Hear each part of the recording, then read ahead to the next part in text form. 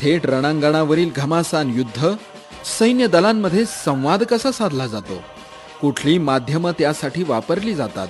17 मे रोजी साजऱ्या होणाऱ्या जागतिक दूरसंचार आणि माहिती समाज दिनानिमित्त आकाशवाणी नाशिक केंद्राची निर्मिती असलेलं मुलाखतींवर आधारित विशेष वृत्तरूपक ऐकायला विसरू नका. ऑपरेशन कम्युनिकेशन 17 मे शुक्रवार रोजी सकाळी 8:40 महाराष्ट्रातील आकाशवाणीच्या सर्व केंद्रांवरून. अवश्य ऐका ऑपरेशन कम्युनिकेशन.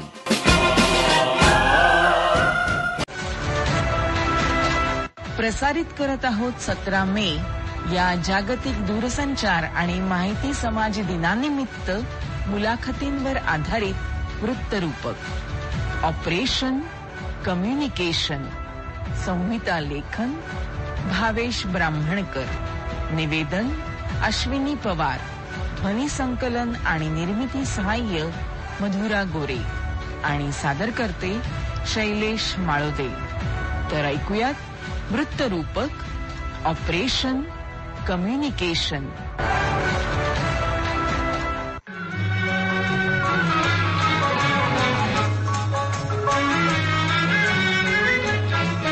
मेरे पिया ओ मेरे पिया गए रंगून, पिया है वहाँ से टेलीफोन, तुम्हारी याद सताती है, तुम्हारी याद सताती है, दिया में आग लगाती है.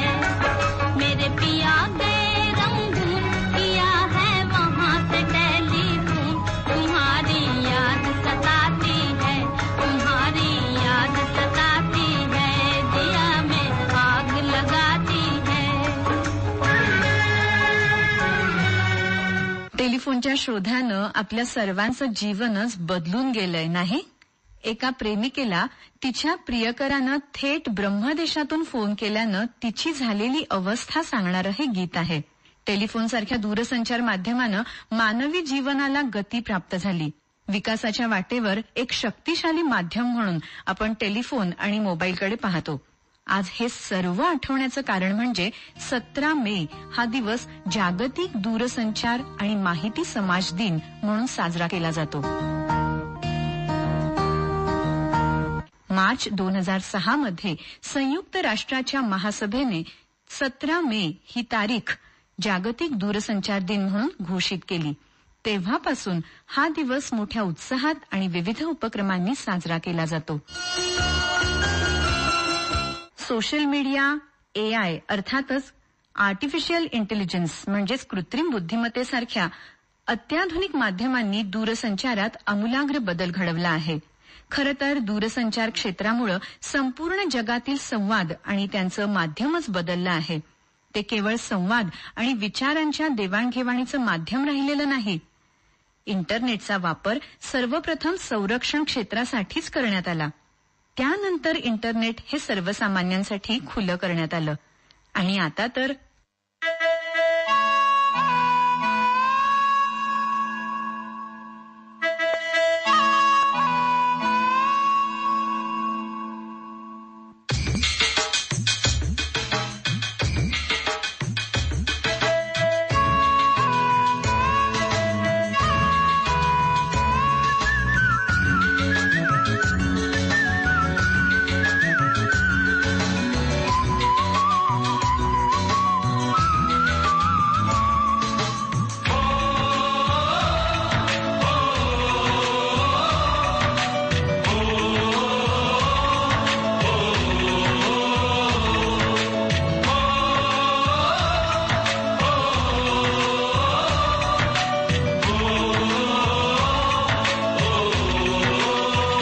संदेशे आते हैं हमें तड़पाते हैं, कुछ चिट्ठी आती है पूछे जाती है कि घर कब आओगे, कि घर कब आओगे, लिखो कब आओगे, कि तुम बिन ये घर सूना सूना है. संदेशे आते हैं हमें तड़पाते हैं, चिट्ठी आती है वो पूछे जाती है कि घर कब आओगे.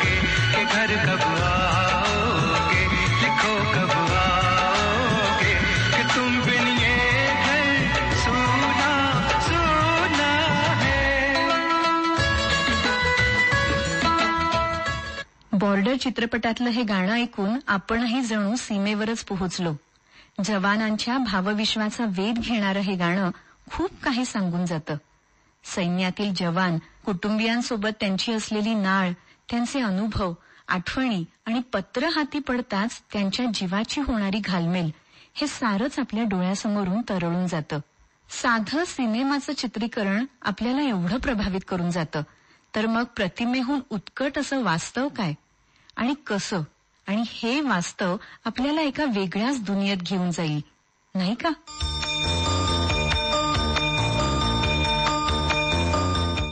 राजी हा चित्रपट आपल्यापैकी अनेकांना आठवत असेल. नायिकेची भूमिका करणारी आलिया भट्ट ही पाकिस्तानात लग्न करून जाते, तिथे ती हेरगिरी करते.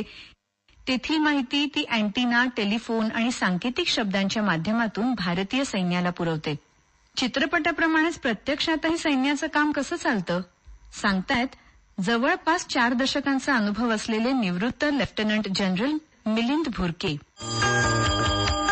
कम्युनिकेशनसाठी आणि संवादासाठी वेगवेगळी माध्यमं अवेलेबल आहेत. जसे वायरलेस कम्युनिकेशन आहेत, रेडिओ कम्युनिकेशन आहे, तुमचा मोबाईल कम्युनिकेशन आहे जे आजकाल सगळ्यात जास्ती अवेलेबल आहे. एक long range high frequency communication असतं, एक सॅटेलाइट कम्युनिकेशनचं आहे किंवा मायक्रोवेव्ह कम्युनिकेशनचं आहे.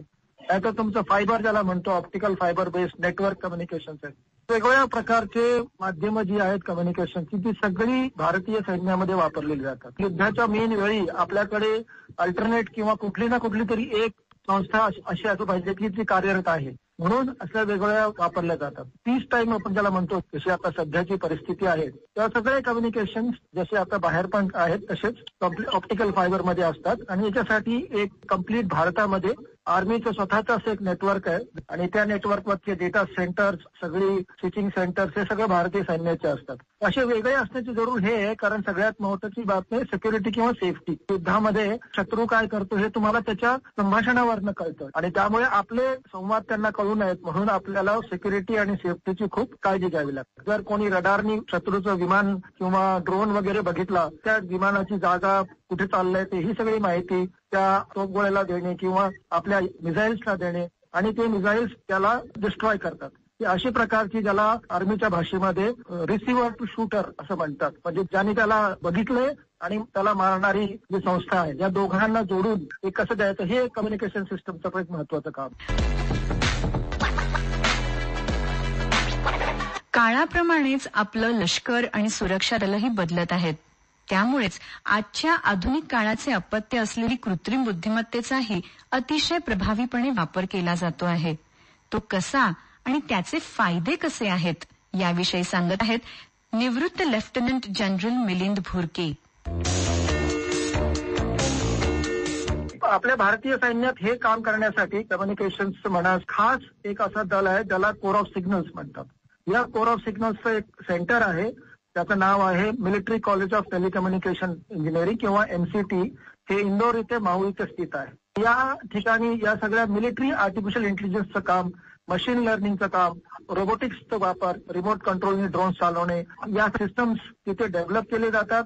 देशाच्या वेगवेगळ्या IITs बरोबर काम केलं जातं आणि देशाचे जे DRDO जे आहे, defence research and development organisation, त्याच्याबरोबर इस्रो बरोबर काम करत सिस्टम्स बनवल्या जातात. जे करून आर्टिफिशियल इंटेलिजन्स मध्ये पण आपले काम चालू आहे. आता तर उदाहरण द्यायचं लागलं तर आता हे आर्टिफिशियल इंटेलिजन्स कुठे वापरतात, तर आपल्याला माहित आहे की जम्मू आणि काश्मीरमध्ये आपल्या नेबरकडनं अतिरेकी येतात आणि या अतिरेक्यांना दिवस रात्र 24 तास हिमालयाच्या डोंगरांमधनं जे कुठून रस्ता काढून येतात त्यांना डिटेक्ट करण्याचं काम अतिशय मुश्किलीचं असं काम असतं. तर हे करण्यासाठी तिथे जे सिस्टम्स लागतात तिथे आर्टिफिशियल इंटेलिजन्सचा वापर केला जातो आणि वेळातच ही माहिती आपल्या हेडक्वार्टर्समध्ये येते, जेणेकरून ते त्याच्या विरुद्ध आपली ऍक्शन करू शकतात.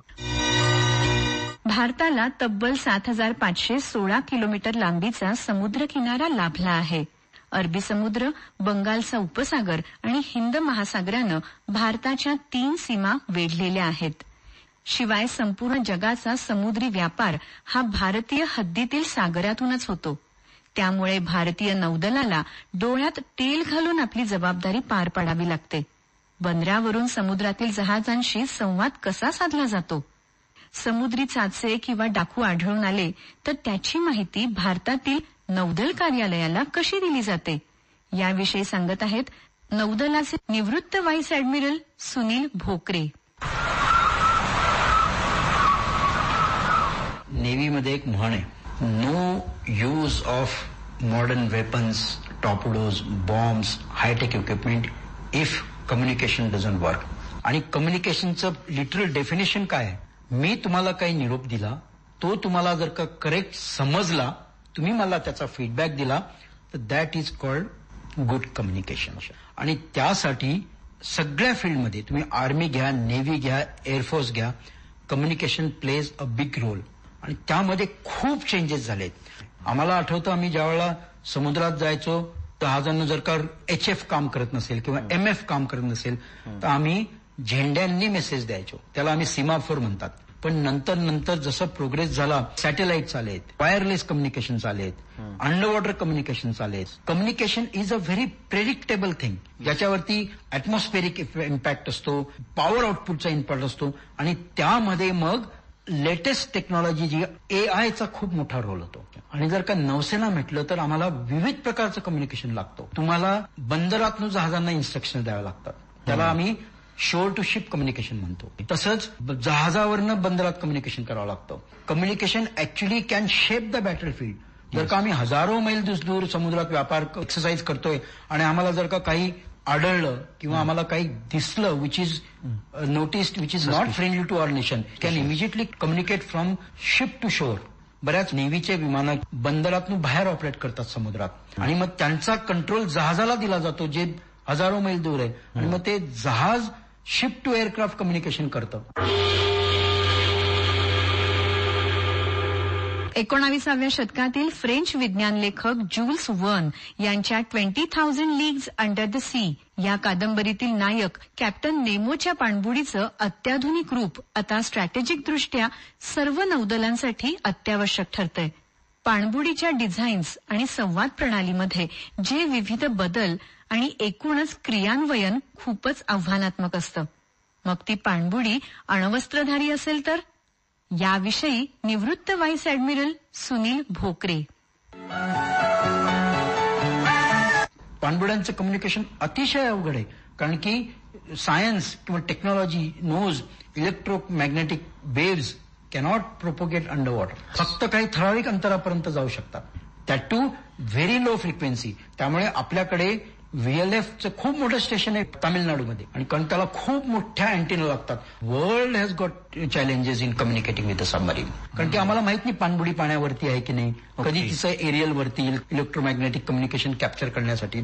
त्यामुळे एक मेसेज 24 तासामध्ये 6 वेळा रिपीट केला जातो की ऍटलीस्ट एकदा तरी पाणबुडी पकडेल. आणि पाणबुडी त्याचं उत्तर नाही देऊ शकत, कारण की समजा आम्ही शत्रूच्या पाण्यांमध्ये असलो आणि आम्ही जर का आमचं रेडिओ सायलेन्स ब्रेक केला दिला तर आमची पोझिशन इझिली कॉम्प्रोमाइज होते. So that is a challenge. आणि हे चॅलेंज फक्त कन्व्हेन्शनल पाणबुड्यांना नाहीये. This is a challenge faced by big submarines which carry intercontinental ballistic missiles. पंचमहातत्वातील एक म्हणजे वायू, आणि संरक्षण दलात वायुसेनेचं महत्व अनन्यसाधारण आहे. या दलाचे कामकाजही अतिशय विलक्षण पद्धतीनं चालतं. लढाऊ विमानं हे या सेनेचं मोठं बलस्थान आहे. अवकाशातील सुपरसॉनिक लढाऊ विमानांचा आवाज ऐकला तरी आपल्या काळजात धस्स होतं. एवढ्या अफाट वेगातील या विमानाचा पायलट हवाई वाहतूक नियंत्रण कक्षाशी संपर्कात कसा राहतो, असा प्रश्न आपल्याला नेहमीच पडतो. सर्जिकल स्ट्राईक वेळी अनेक लढाऊ विमाने एकमेकांशी संपर्कात होती. ती कशी, कमांड सेंटर वेगवेगळे निर्देश कसे देतात, या प्रश्नांची उत्तरं देत आहेत वायुसेनेचे निवृत्त air vice marshal Prashant Patange. जे पहिलं कम्युनिकेशन होतं ऑपरेशनसाठी जे फार महत्वपूर्ण आहे ते आहे ATC, एअर ट्रॅफिक कंट्रोलर, आणि विमानामध्ये जे कम्युनिकेशन होतं. ATC विमानानं जे इन्स्ट्रक्शन्स देतं, जे नियम सांगतं आणि त्याचं पालन करावं लागतं. विमानाचे अंतर्गत जे कम्युनिकेशन असतं, म्हणजे 5-6 विमानं उडत असली त्याच्यामध्ये एका विमानाहून दुसऱ्या विमानामध्ये जे कम्युनिकेशन असतं ते सुद्धा VHF वरच केलं जातं. जे फ्रिक्वेन्सीज असतात त्या वेगवेगळ्या कम्युनिकेशनसाठी वेगवेगळ्या असतात. जेव्हा आमची मिशन ब्रीफिंग होते त्याच्यामध्ये कम्युनिकेशनचा हा फार मोठा भाग कव्हर केला जातो आणि प्रत्येक चॅनल तिथं क्लिअरली सांगता येतात तर काही विमानामध्ये आपण HF सेट्स पण कॅरी करतो जेव्हा फार दूर बोलायचं असेल. नाही तर जनरली जे फायटर विमानं असतात जनरली ते सगळे VHF वरच आपलं कम्युनिकेशन करतात. ते ग्राउंड टू ग्राउंड कम्युनिकेशन असतं. त्याच्यामध्ये हाय स्पीड टेलिफोन्स असतात. एक आमचं स्पेशल कम्युनिकेशन सेट असतं कॉल्ड एअरफोर्स नेट, एफनेट म्हणतो आम्ही त्याला शॉर्टमध्ये. हे फायबर ऑप्टिकल केबल्स जमिनीमध्ये घालून नेटवर्क तयार केलेलं आहे. हे ऑल एअरफोर्स स्टेशन जेवढे पण आहेत त्यांना कनेक्ट करतं. Ground to air communication, ATC to विमान, आणि मग एअर टू एअर कम्युनिकेशन विमानाच्या आत. असे 3 प्रकारचे मुख्य कम्युनिकेशन नेटवर्क असं आमच्या एअरफोर्समध्ये चालतं.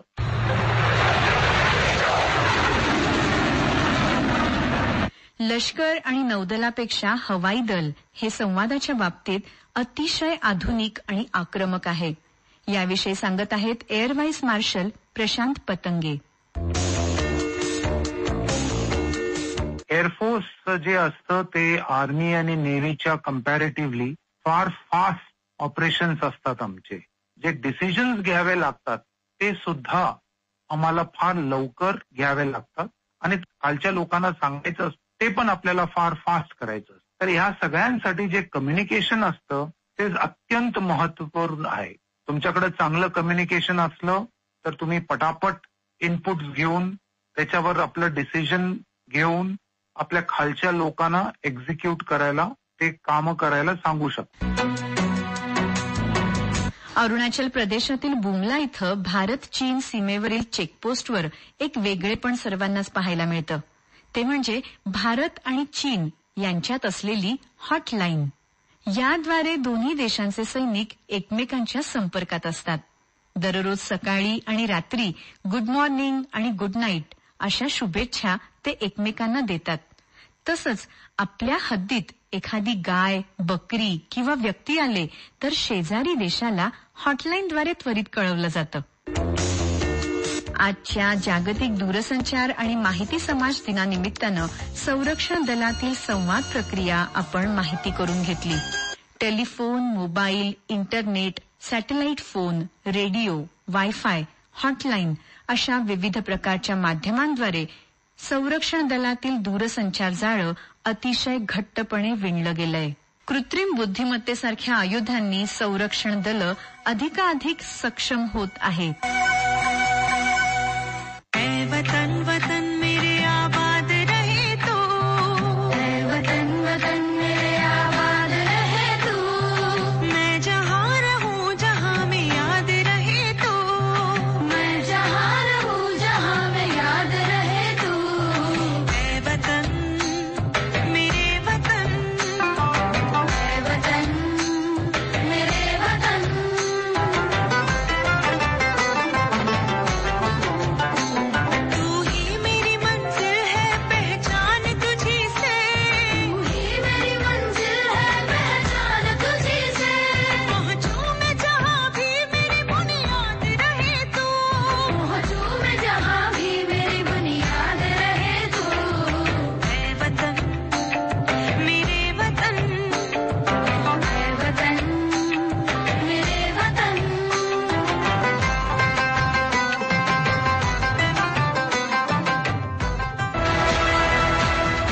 Operation communication.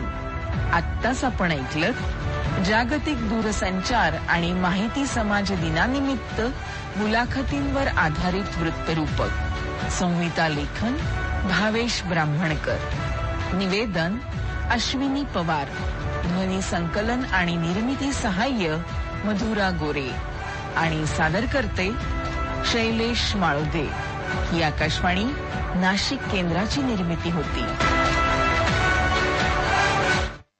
हा समन्वित कार्यक्रम आपण ऐकला आकाशवाणी मुंबई अस्मिता वाहिनीवरून.